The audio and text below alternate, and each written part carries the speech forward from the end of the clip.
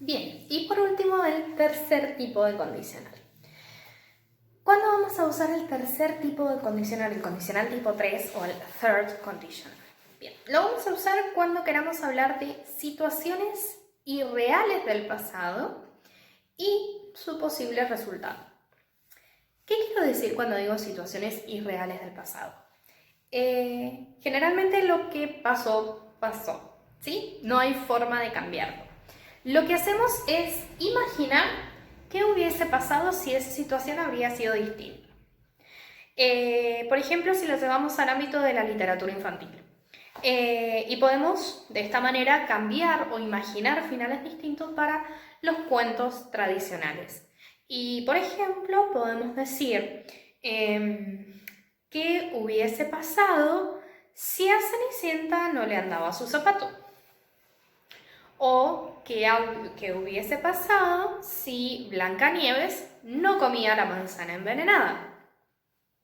Sí, son cosas que ya pasaron, no las podemos cambiar, pero imaginamos qué sería distinto o qué resultado distinto se hubiese dado si eso no hubiese pasado y hubiese pasado otra situación.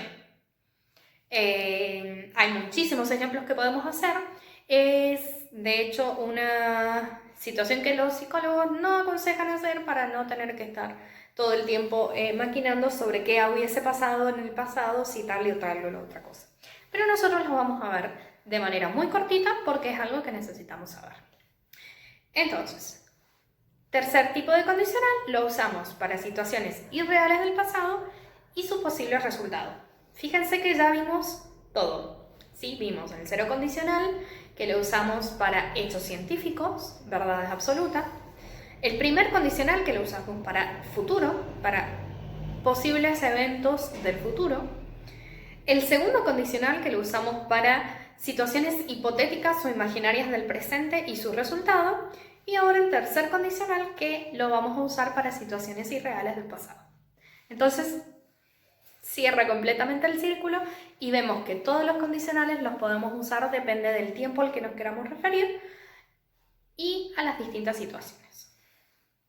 Ahora, este es uno de los tiempos un poquito más complicado en cuanto a la formulación de las oraciones. Vamos a ver un ejemplo.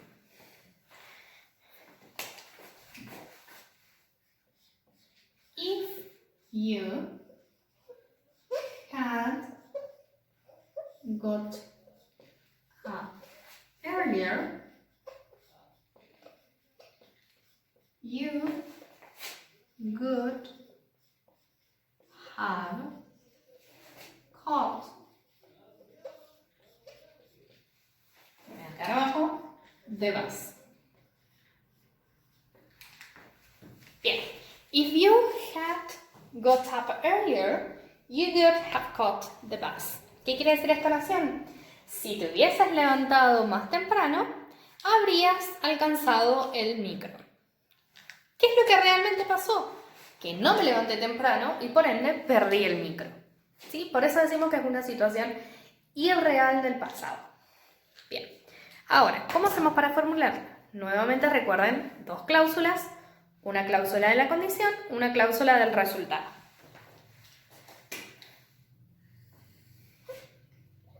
Condición y resultado.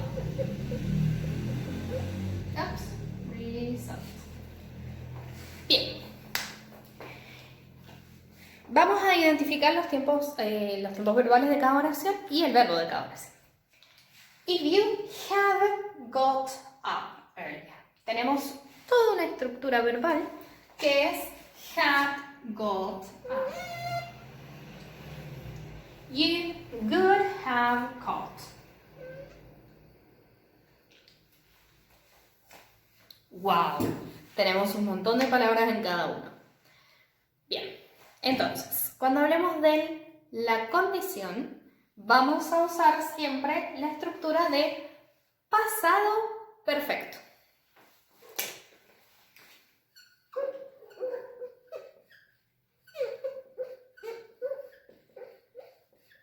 ¿Qué es lo que es el pasado perfecto? Es have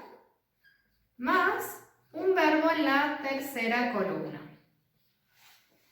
¿Sí? Entonces, had más un verbo en la tercera columna. Justamente este que puse de ejemplo es una frase verbal. Pero el verbo en sí es el got. Entonces, had más verbo en la tercera columna en caso de que sea irregular. Ed en caso de que sea regular. Bien, y para el resultado vamos a usar el got,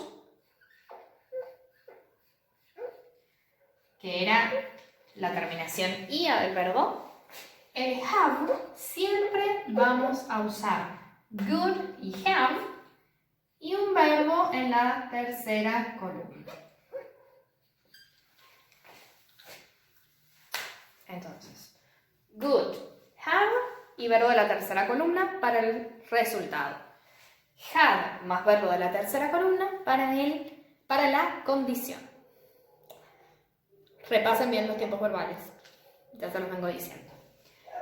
Entonces, ¿cómo leemos esto? Habría alcanzado. ¿Cómo leemos esto? Me hubiese levantado. Bien, y con eso terminaríamos con el tema de oraciones condicionales.